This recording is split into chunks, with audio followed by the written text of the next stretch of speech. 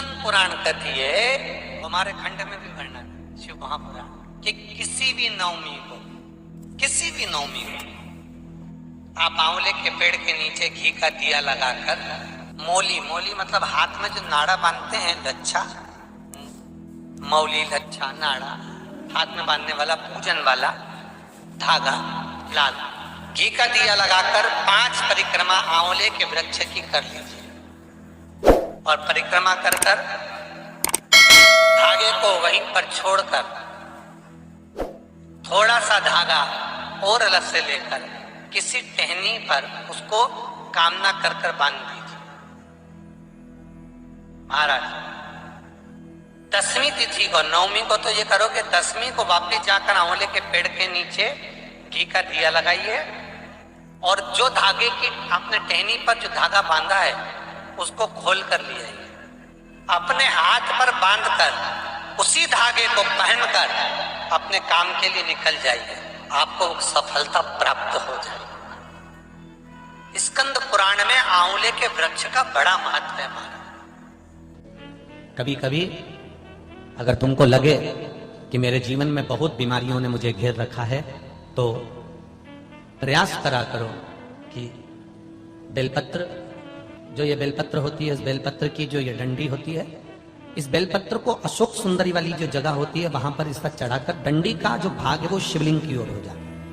और यहीं से जल चढ़ाते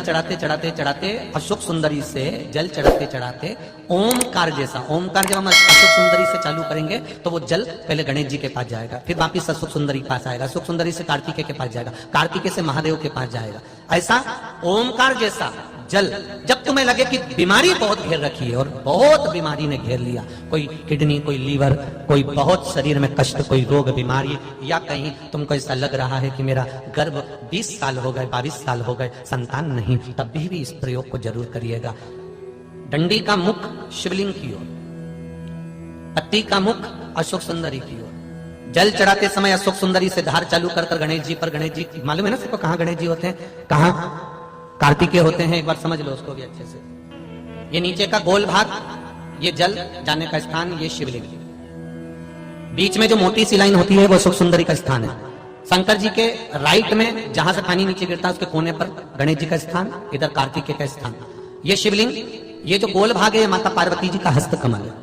ऊपर से जो बूंद बूंद जल कलश में से गिरता है वो शंकर भगवान की 5 लड़कियां, जया, विषहरा, शामरीवारी, दौतली और देव, ये शिव जी की 5 लड़कियां ऊपर से जल की बूंद गिराती हैं। हम जब भी अगर इस कार्य को कर रहे हैं तो बेलपत्री जो चढ़ा रहे हैं वो अशोक सुंदरी वाली जगह पर बीच में चढ़ा दिया, डंडी का मुंह किधर हो, जल चढ़ाना यहीं से चालू करा, यहां से गणेश जी पर गया, गणेश जी से अशोक सुंदरी पर आया, अशोक सुंदरी से कार्तिकेय पर आया, कार्तिकेय से देवादिदेव महादेव पर आया। ये ओम बिंदु जल है, इसको हरिओम जल भी कहता है। उज्जैन महाकाल में भगवान शंकर को सुबेरे सुबेरे सबसे पहला जो जल चढ़ता है वो हरिओम जल चढ़ता है। आप कभी भी उज्जैन वालों से जाकर पूछना,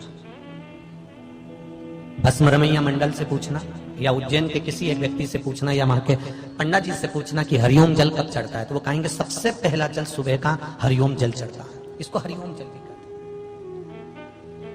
ये रोग निवारण के लिए, कार्य सिद्धि के लिए होता है। कभी कभी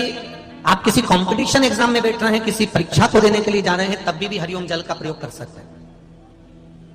शिव शंकर जपो